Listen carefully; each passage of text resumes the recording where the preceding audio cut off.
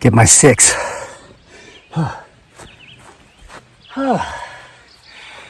It's hard for me to hold my breath long enough to come around the corner of the phone like that. I just ran 30 minutes. Guys, I've relapsed. And I'm coming clean. Twinkies and pepperoni. One last hurrah. But it ends today. I'm going to tell you why. Someone recently commented that they saw a church sign. I was talking about church signs in that video maybe a while back about how this church sign said, have you ever noticed how the IRS spells theirs? This person said, they saw one that said, are your tweets as honest as your yoga pants? Are your Facebook posts as honest as your yoga pants? Are my YouTube videos, I'm not even showing you my yoga pants, brah. Because I didn't wear them, it's cold. Not that cold. I wore shorts. But you get the point. I got to thinking.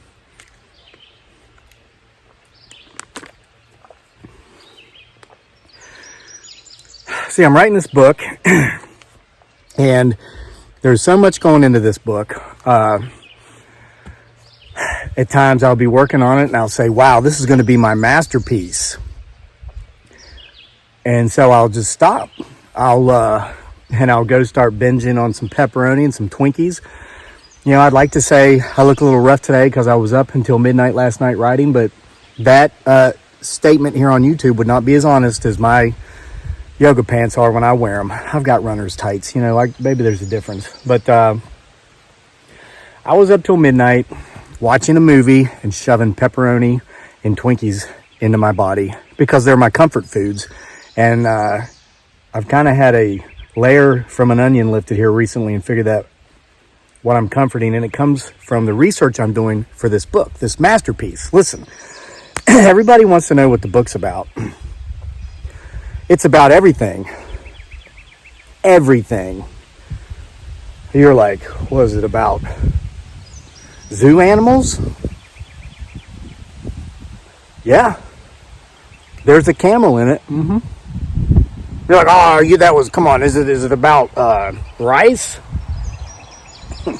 What? Actually, yeah. I mean, some of the characters in this book eat rice on a regular basis. It's just part of the diet they prefer. I'm telling you, this book, I think I said this the other day, and somebody said this didn't make sense.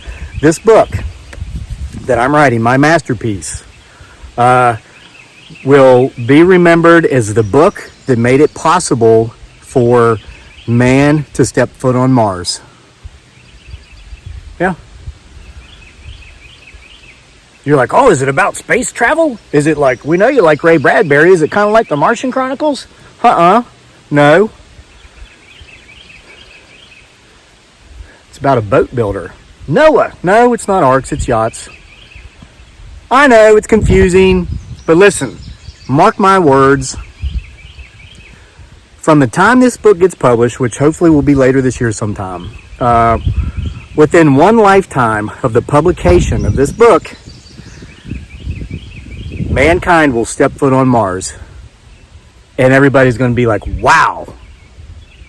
Everybody called him crazy. Everybody thought he was a lunatic. But look at that. Within one lifetime of him publishing this book, this masterpiece, and it doesn't matter what I call it. You want me to call it the lunatic? Okay. It doesn't matter. Don't stop trying to judge my unfinished masterwork, not just by its cover, but by even the title. Brah. I could call it the lunatic. And this thing is going to be known as the book that made it possible for man to step foot on the surface of Mars. I can feel the passion just even talking about it, even though I'm not really even talking about it. All right, so anyway, I'm going to show you a couple things here real quick. So the other day when I was going to the Outer Banks, had the animals, taken care of, had all the arrangements made for that, had all the dishes clean. We went to the Outer Banks once. We were so excited to go. We left some dirty dishes in the sink, and when we got back 5 days later, it was nasty. So the dishes were cleaned. The laundry was all, and I did this because, my beautiful bride dearly, aka Giggly Girl, she's in the Philippines right now. Everybody's like, oh, he's losing his mind because his wife and kids been gone too long. Yeah, they have been. Did it make me lose my mind? Man, that happened years ago, and I hope I never find it, because you want to be free, lose your mind, your life will be free. Somebody said that. That's not mine. I can't remember. I heard that just a few days ago. But anyway, so I go out the gate, roll out the gate, and the mail lady had just come by. And so I checked the mail, and there's a package in it. I'm like, what's this? And it said live plants, and I looked in it. Thank you, Aunt Rosie. This is a thornless blackberry plant that one of our viewers sent me. I got something else here, and we're going to deal with my addiction with it here at the end, because I've relapsed, but I'm done. Because it has to do with this masterpiece, this book, and a little bit more than that. And I hope you're still watching this video, because this has a lot to do with you. You're in my book. And I'm not talking to Bra. He's in there too, but so are you. Yeah. Okay, so I was just going to maybe leave it, or I thought, man, it'll die. So, Aunt Rosie, this thornless blackberry bush you sent me for Father's Day, it's coming up. I took it to the beach with me. Look, there's a lightning bug on it. Look at that. Beautiful little lightning bug. Been sitting out here watching the Christmas light shows these guys have been putting on the last couple weeks. I took it with me, and it sat outside my window because I became friends with the people staying beside me, Jonathan and Tanya, and watered it every day. So it's still alive and well. I'm going to figure out a place for it. So anyway, I was up till midnight last night shoving this stuff. I don't have my Twinkies here because I ate them all. So my new friend Jonathan told me about a rabbit I needed, or not a rabbit, but a movie to watch. It's called Jojo Rabbit. Have you seen it? Has Scarlett Johansson. This is how it came up.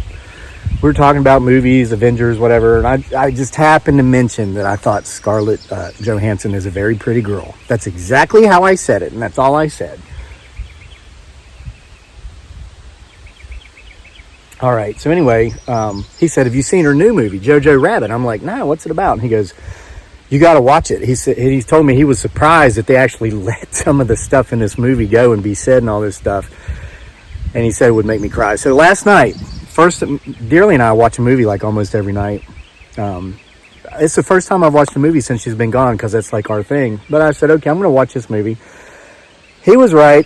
Almost fell off the couch laughing at some of this. It's like, not just that they say it, but wow, this stuff's actually in a movie. I'm not going to give you any spoilers or even tell you what it's about. This kind of a little kid. It's during World War II, and his imaginary friend is Adolf Hitler. And you're like, what? Yeah, it sounds like my book that I'm working on, right? How can a concept like that work, and how can you actually like it, and how can you actually relate to the characters? And the movie made me cry. If you haven't seen it, I'd recommend renting it on YouTube, because it's the same price as Amazon. I'm a YouTuber. I like to, give my business to YouTube. And of course, I'm on Amazon. I sell a hell of a lot of books on Amazon. Whatever. Okay, anyway. But while I was watching this movie, I knew what was being done with some of the things that were being said that isn't really appropriate. I knew it was not to, harm those they were being said about, but to show the sheer idiocy, the complete lunacy of the people who actually believe that way, think these things, these derogatory comments towards an entire group of people because of one thing, maybe religious preference, of course, because we're dealing with, it was the Nazis and the Jewish persecution that was going on. So you knew when they were saying these things that, no, that's not saying anything about the Jewish people. That's showing how insane that mindset was to the people that hated them, And my book, my masterpiece I'm working on, it's the same way. There's stuff I've written and I'm like, I better take that out, man. No, leave it, because it takes away from the sheer lunacy of I might have to call this thing The Lunatic after all. Who knows? Maybe I just made up the title right here, right now. But here's what I'm getting at. This is why I've relapsed. One for the road. I've discovered something while doing my research for this book. There's a character that severely suffers from something called antisocial personality disorder. Like, how do you know so much stuff about this mental illness? Man, I've been in so much therapy. When I was in the Army, I was thinking about this earlier, they made me go to anger management. And man, did that piss me off. But they made me go. I didn't have a choice. I couldn't go, so I had to go. Learned a lot of that stuff there. There's a random thought. Kind of like I was just thinking. Movies, pop culture. Listen, here's what I learned. On my way to the beach and back. Because we have a radio in the truck. But we never turn it on. Because when me and my wife and our kid are together, we're just always talking. Funny, true story. Our last car was a Toyota Sequoia. We had that thing for a year before my son knew we had a radio. It was a cold winter morning. It was so cold, I would go out and start the Sequoia and drive down to where the bus gets him in at the end of the driveway just so we could be warm while it was 20 degrees and we're waiting on the bus. So we're sitting there and I turned on the radio and my son was shocked. He goes, "Oh my God, our car has a radio?" Because we never turn it on because we just talk. And I was like, yeah. And then we just turn it right back off.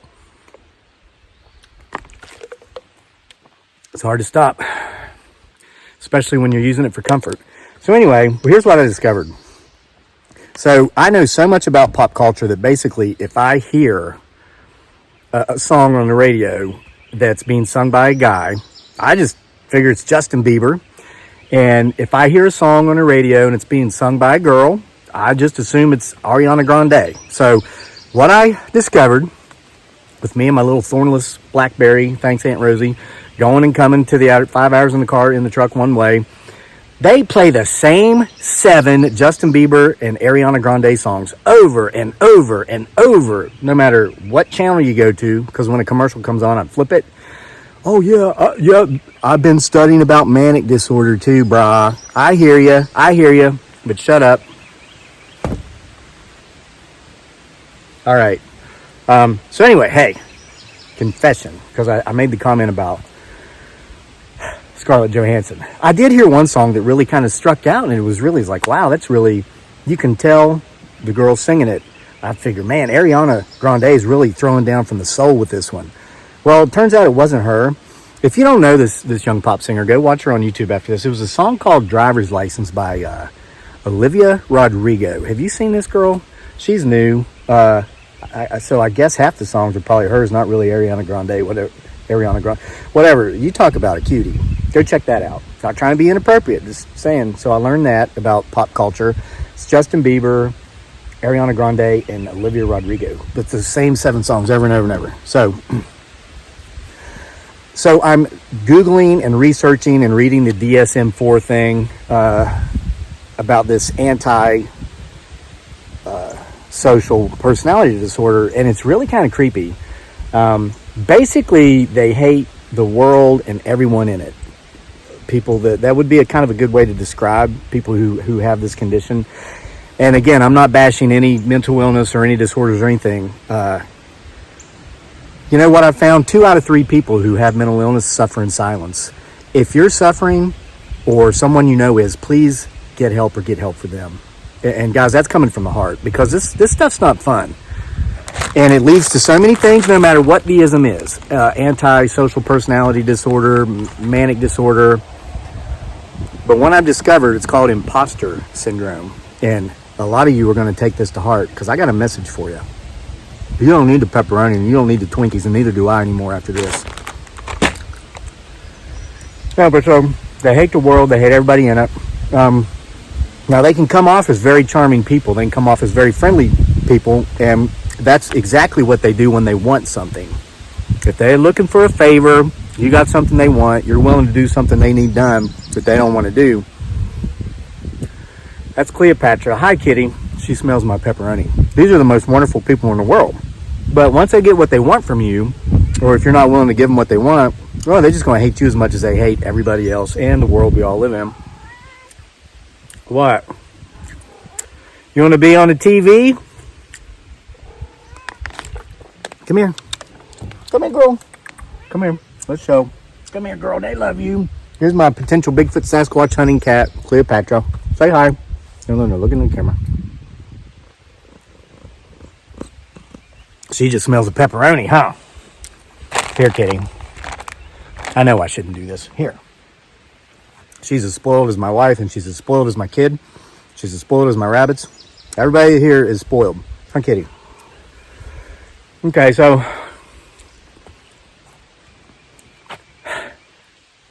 by researching this certain personality disorder, I stumbled across something called Imposter Syndrome. And man, I was up. I stopped chewing my Twinkies and my pepperoni in mid-chew because I was like, oh my God. Never heard about this in anger management in the Army. Never heard about this in wherever.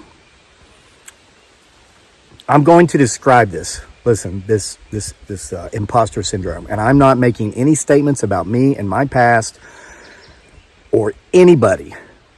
I'm telling you about a condition, okay? Imposter syndrome basically is one of the most common results, side effects, or is brought about in people who were raised by narcissistic parents, okay? Basically, if you have imposter syndrome, you feel like an imposter anytime you do anything good or anytime you succeed because you were kind of brought up in such a way that you were pretty much told you're not good enough, you're not good at anything. You weren't even really so much your own individual as much as you were an extension of the narcissistic parent. Now, the narcissistic parent saw you as an extension from them. So by God, you better do everything exactly the way they say to do it, even when it comes down to maybe the type of work you do when you're an adult. Because by God, you're not an individual. You are not a person. You are an extension of me. Okay? So no, don't you go to that college and get a degree to do this because by God, our people work in the coal mines and that's exactly where you're going. And this is nothing against coal miners. This is to give you an example, okay? Well, you just grow up believing this. And now, the narcissistic parent will praise you in public. Like, oh, my daughter is so beautiful. She's so smart. She gets straight A's in school. And she's just, no problem at home, and she doesn't like the bad boys, and she's, waiting until she goes off to school and gets established before she even wastes her time getting a boyfriend. But that narcissistic parent will never give you any praise or compliment you. You can bring home that report card with straight A's, and they're not going to tell you, hey kid, job well done. If you ask them, are you proud of me? They might say something along the lines of, well, you're the one that's going to benefit from all these good grades, not me. Why should I care? And that's to keep you in your place, because don't you dare take the spotlight away from them and have it on yourself, okay? Now, once they've told you that and they crush you and you're like, geez, why am I even trying to get good? Shit, I may as well just, because you spend your life trying to please this, narcissistic parent. But now again, they'll step out, the car and go into McDonald's and they say, hey, how are you? Oh, I'm great. My kid just showed me her report card. Once again, she's got straight A's. She's the best kid in the world. I'm going to tell you. So what this can tend to develop in these children who grow up to become adults, a sense of guilt or shame if they succeed.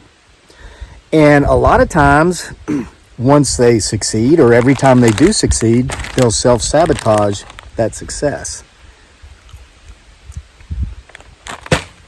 Do it with addiction, food, mood-altering substances. They'll stop doing that which they are good at. Here. Because who am I to be great? Who am I? Who are you not to? Don't make me misquote that thing that is attributed to Maya Angelou having said, but it wasn't her. It was somebody before that, because I read that poem on here one time. Attributed to her. I wish I could remember who said it, but basically you've heard it.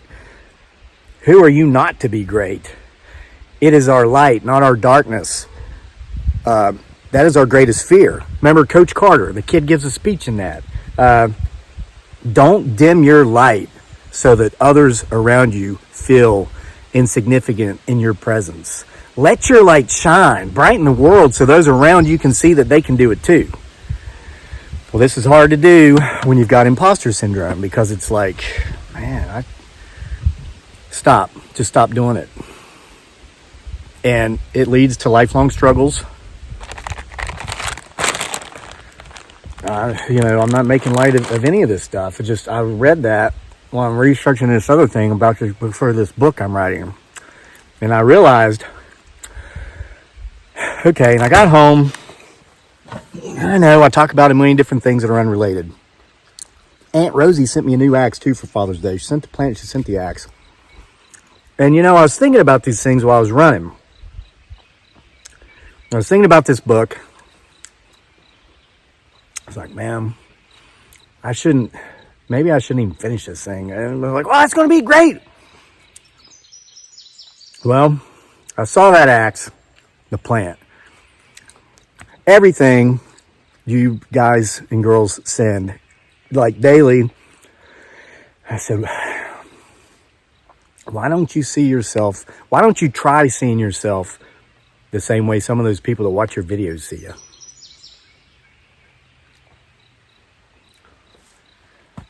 I'm going to finish the book, and it's not going to be a masterpiece, because you know why? I'm the masterpiece. And so are you, and you are good enough, and you are worth it. Test out my new axe. And we're doing it right.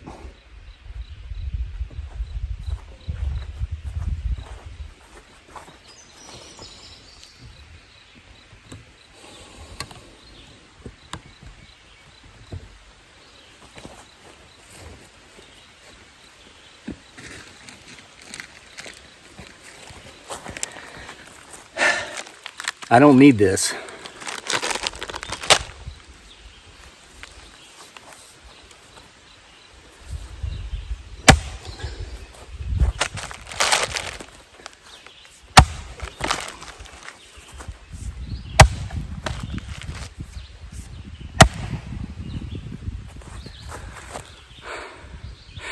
This masterpiece is going to go finish writing a book. See you for more next time.